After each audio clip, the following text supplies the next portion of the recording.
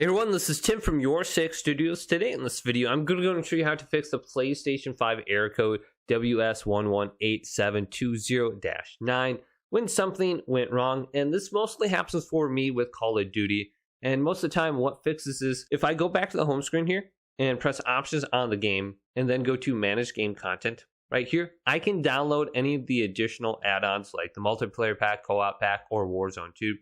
And if I'm having an issue, I want to go ahead and delete the pack and then re-download it. Or just download it for the first time. Okay, so I went ahead and deleted the pack. Now I'm going to go ahead and start the game. And then I'm going to press options and tab on over to settings and go to manage files. And then go to Modern Warfare 2 and press X on here. And then I'm going to go ahead and install the multiplayer pack right here. Now, if you're having problems downloading it or anything else, what we would do is go to settings right here.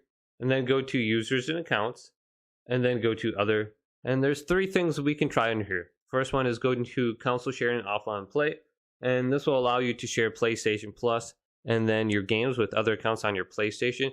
Just go to enable console sharing offline play.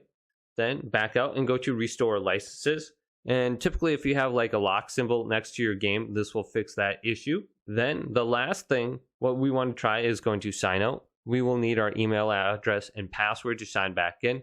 But try all three of these and restart your PlayStation 4 just to see if that worked. But this should go ahead and fix the issue with you. Just go ahead and re-download the game content and then do these four options. Hopefully this video did indeed help you out. If it did, leave it a big thumbs up and subscribe to my channel down below for more tech videos coming up next on YourSixGaming.